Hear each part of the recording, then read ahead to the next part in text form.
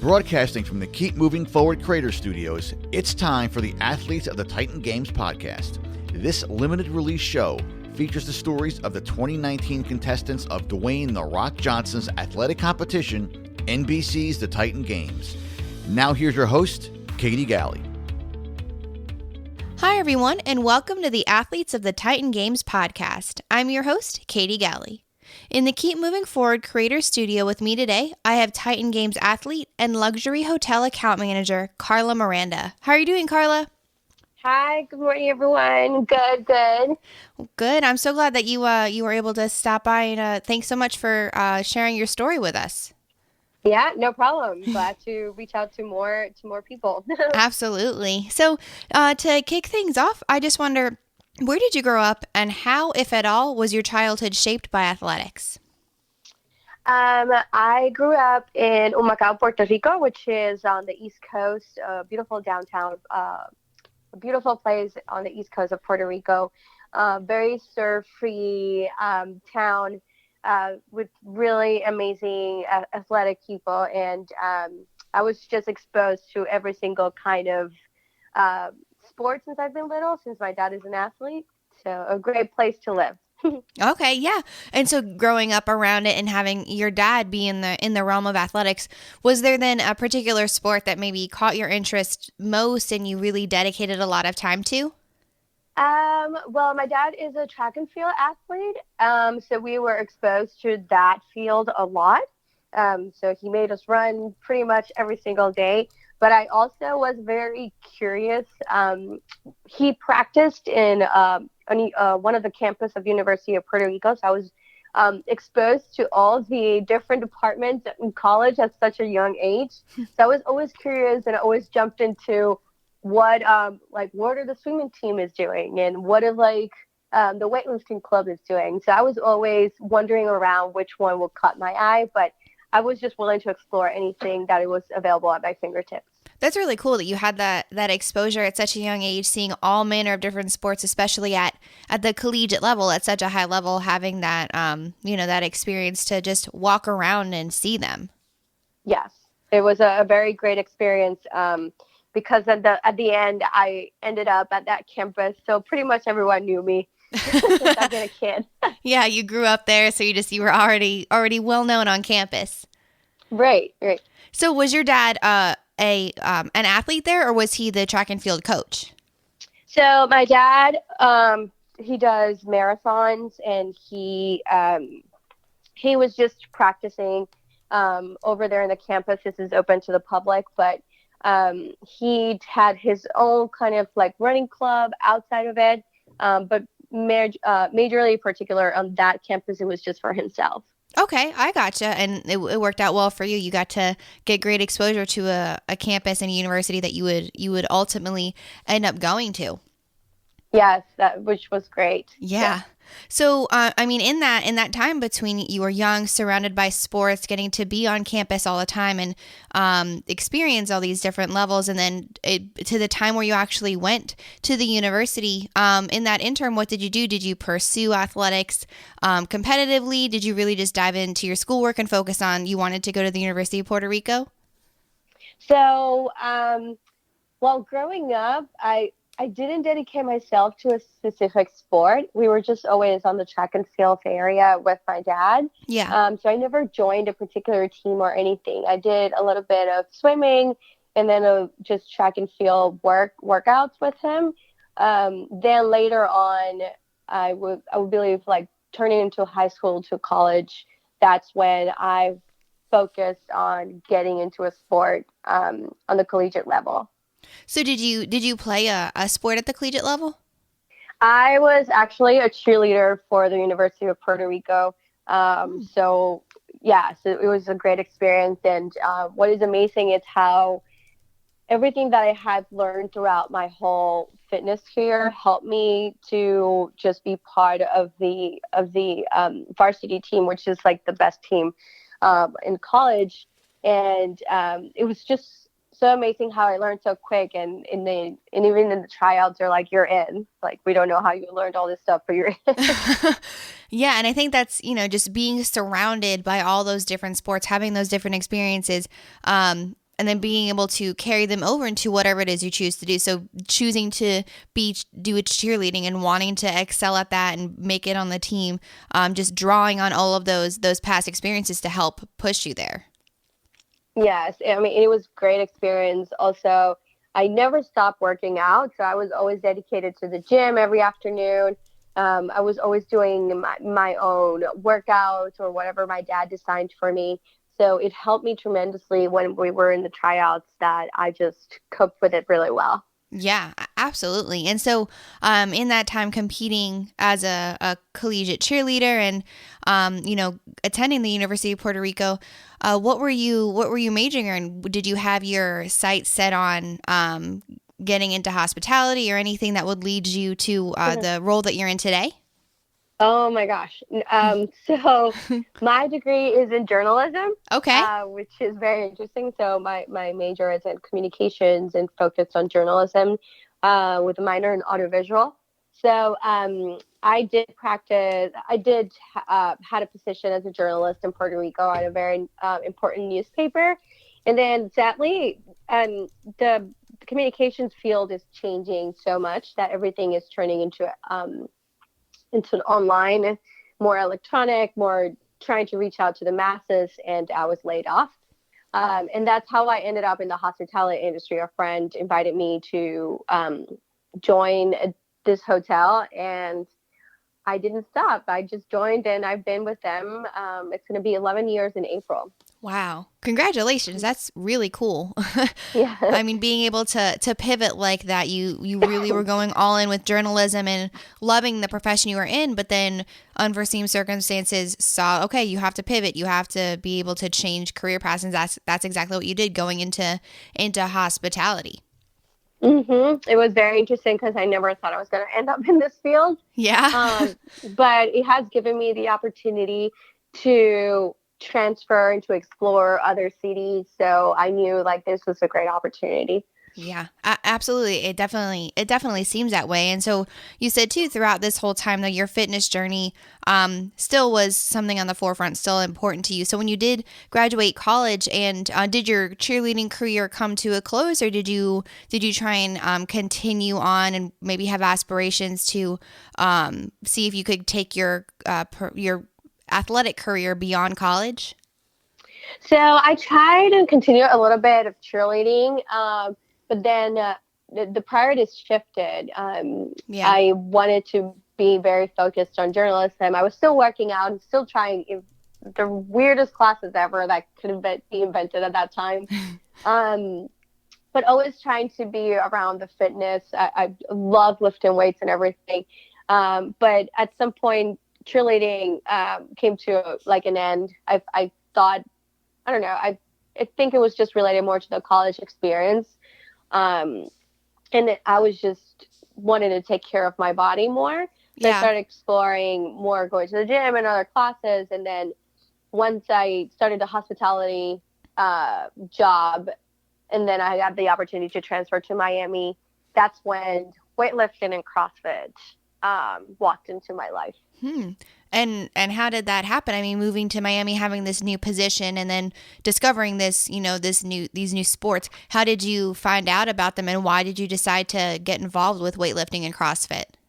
It was so funny because I've heard about it, and then I signed up for, I remember that day because I signed up for a dancing class, and I was just waiting, and I was like looking what was around the dance studio, and it said CrossFit, and I started reading about it, and I went to visit, and the guy was very intimidated, like, yes, you lift weights, and like you do pretty cool stuff, and I'm like, okay, that's very exciting, but you're scaring me. So I walked away, and then I came across a Groupon for a CrossFit gym, and I joined it for 3 months, and I was just hooked because it was amazing how the body can develop so much strength, and I never looked back. It's just I joined, and then I transferred to another great gym in Miami, closer to where I lived, and yeah, I never looked back.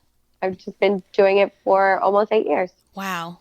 That is awesome too. It's It is incredible when you find new things just throughout your life. And it's, it happened after college, after you were so involved in cheerleading and starting this new career path, but then you discovered a new fitness path as well and just fell completely in love with it. And then, like you're saying, 8 years later, it's still something that you're passionate about, that gets you going, that gets you excited and gets you out of bed in the morning. Yes, it is a very unique sport. But then again, it opened the doors for me to practice weightlifting, which is another sport that I was very intimidated of. And it's maybe because how society portrays weightlifting, that you're going to get bulky or you're not girly anymore. Like, what are you doing on a man's sport? And it's kind of like I shut off like all those rumors, just because when you look at my frame and like my body, I'm just still a skinny, tiny girl, but I can lift really heavy.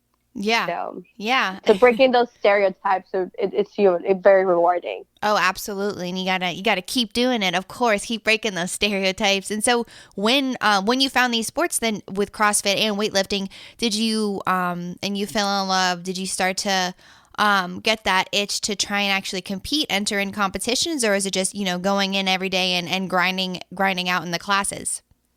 It started more on going to the classes and of course learning the technique. But then they started doing competitions, and I got that itch again of, I want to compete.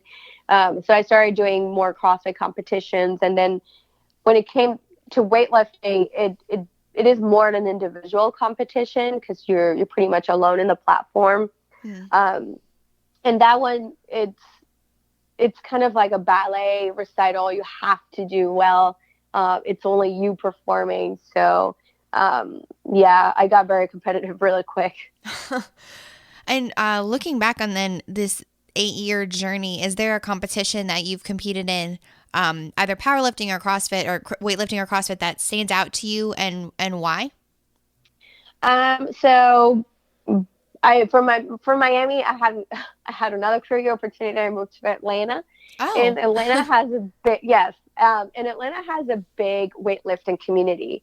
I was able to join John Coffey's team, and John Coffey is a well-renowned coach for girls and women on the weightlifting area. And I was exposed to the best coach out there on the Southeast, and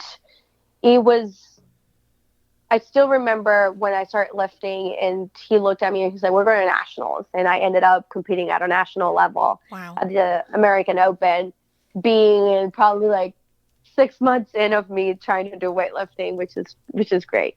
Wow.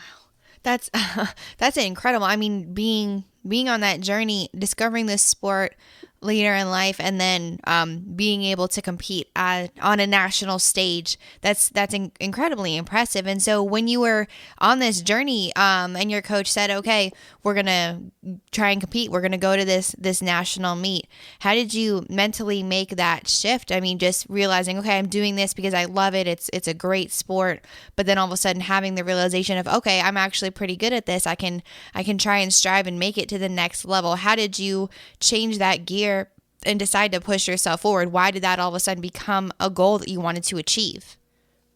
When it shifted, you shift your priorities as well. So you have to kind of modify your programming, understand what are we working on right now. So it's no longer a 4-week training or a 6 weeks program. It's more rigorous, and like, what are you able to accomplish at the competition?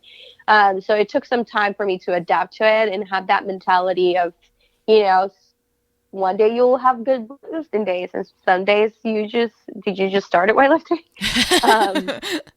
It's one of those, like, you have to understand that situation as well. Mm-hmm. And then it just became a priority, because I wanted it to show. I just wanted to show myself and like prove more of myself to others, how good I am at the sport and like to the level that I was trying to accomplish. Yeah. And I mean, it makes sense just continuously. It goes back to that athlete mindset, constantly setting new goals for yourself, regardless of the path that you're on, whether it's your career, fitness career, career in, real life, whatever that looks like. It's just setting those goals for yourself and wanting to achieve them no matter what. Right. Yes, correct. So It's just awesome. yeah, it absolutely. It's great to have that goal setting mentality. And in that same vein, then, how did you ultimately become a contestant on the Titan Games? How did that opportunity arise? So from Atlanta, we're moving to New York. And in New York, I still did CrossFit and weightlifting. Still worked on my fitness. I was given the opportunity to coach at Solace, New York, which is one of the gyms out there in New York in the middle of Manhattan. And I still worked on it and everything. And one of my colleagues from the hotel industry saw the link of The Rock looking for females to join his team, and he sent it to me. And he's like, I think you should apply because I think you'll be good at it. And I'm like, you're damn right. I'm good at it. So I applied. I went online and I filled out this long questionnaire that NBC had for all the athletes. I submitted some videos and also my primary reason of why I wanted to be a Titan and, my main focus, my priority on it. And the day off, I was moving to San Francisco. They called me to have an interview, and that I made the casting call. Man, that's so cool. And it's funny. I mean, timing all these the big moves in your life seem to coincide with these incredibly new, incredible new challenges and things that you wanna go after. It seems like they kind of match up timing wise. Yes, I mean, you talking about timing, and then I proceed to do this interview the next day, and they asked for some information, and I completely forgot about it. I sent my information and started my new job, and out of nowhere they call me again, and it's like so funny because I forget about it. I was just like, yeah, let me submit this, and I forgot about it. And then they called me. They're like, you made the final call, which is the combine. So that was very interesting. And so from there, I mean, from the mentality of you forgot about it. I mean, you applied. It's this long application process. You got the interview, but then that waiting period is so long. And so when you just kind of slipped your mind, but then when it came up and they said, all right, you're making it to the combine, again, having to make that mental shift of, all right, I'm going down this new path. I decided I want to go all in with this. So how did you gear up for the combine? How did you mentally and physically prepare yourself to get ready for that part of the competition? Yes. So that is sacrifices that you have to make as an athlete. And sadly, I had to put on pause like my weightlifting journey in order for me to shift and learn as much as possible of other disciplines. So I practice a lot of gymnastics.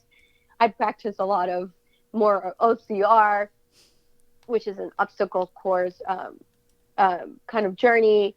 And then pretty much learning about anything or everything.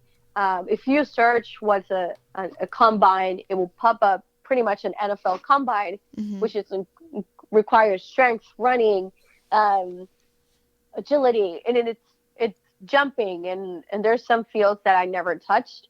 So I used my resources, and I talked to my dad. I talked to a couple of my friends that are more experts on that subject. So I gather all the information, and I just try to learn as much as possible within a month. That seems like, I mean, it's obviously an incredible undertaking, especially you have this great focus in this one area, but then having the opportunity to learn all of these different things at kind of a high speed, having to learn them all as quickly as you can, as much as you possibly can. It seems like that would kind of be a lot of fun too. Yes, it was a lot of fun because that transported me to when I was a kid. And as a kid, I was just a monkey. I was just like climbing here and there. I was climbing trees. I was just jumping all over. I was I was just a savage. I tried everything. If I like had a cut, I didn't care. I was just keep going. I was very tomboyish. Mm-hmm. So that it was a good feeling because that reminded me of my roots. So good memories, good fun times, and I had the opportunity to do it all over again as an adult. Yeah. That is pretty cool. Yeah. Absolutely. That really is awesome. And so from this incredible experience from the combine, competing and then actually becoming a contestant on the games with this experience now under your belt, I wonder, what would you say is your definition of a Titan, and how do you believe that your experience on the Titan games will now carry over into the rest of your life? That's a great question.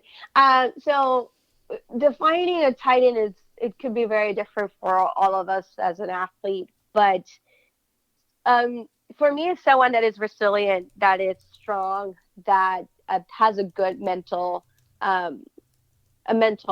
game, pretty much, that you know how to tackle and navigate throughout very obstacles, or how to adjust even if you're injured or not. And then being on this experience and carrying it over, it's more of inspiration. I've received so many messages, and a lot of people that know me and they don't know me, they know that I love to help others on their fitness career. If I can pinpoint something that will benefit of them, I will help out as much as possible.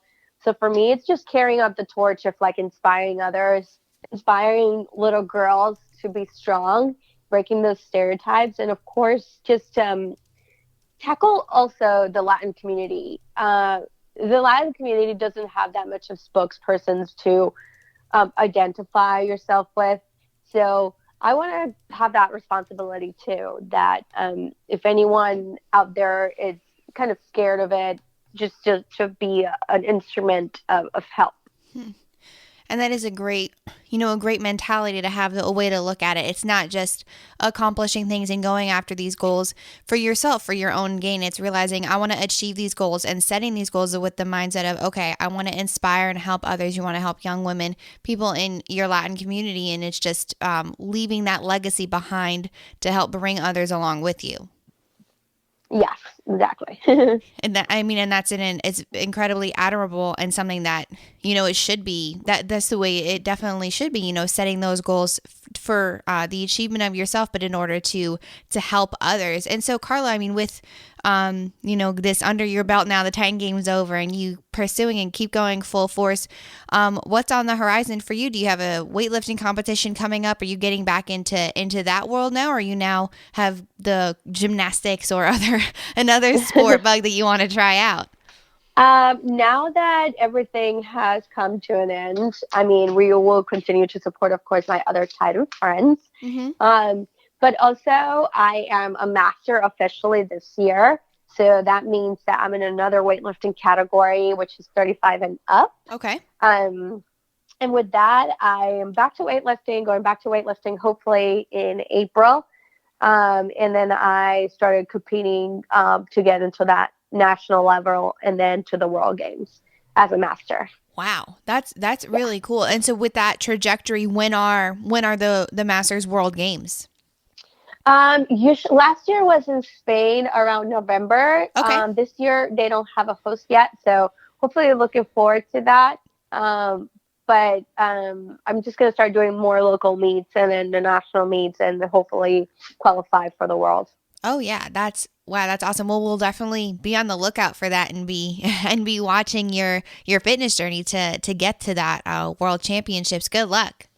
Yes, thank you so much on that. Of course. And so just, with this incredible journey that you've had, Carla, and knowing that you have all these great goals still, fitness and otherwise, that you want to achieve, and that your journey is far from over, I just have one final question that I ask all of my interviewees. What do you want to be remembered for?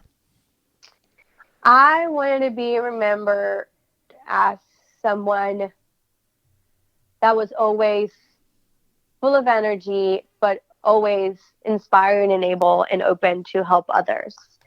I think that's my biggest virtue. Thank you all for tuning in to today's installment of the Athletes of the Titan Games podcast. To learn more about each of these Titan athletes, be sure to check out their information in the links in my show notes. Furthermore, to stay up to date on all things coming out of the Keep Moving Forward Creators Studio, be sure to subscribe to the Keep Moving Forward podcast iTunes channel and follow along on social media, also available in the show notes. As the creator of the Titan Games, Mr. Dwayne "The Rock" Johnson says, "Titans aren't born, they're made." And I hope today's story helped you realize all that you are capable of becoming if you put in that hard work and just keep moving forward.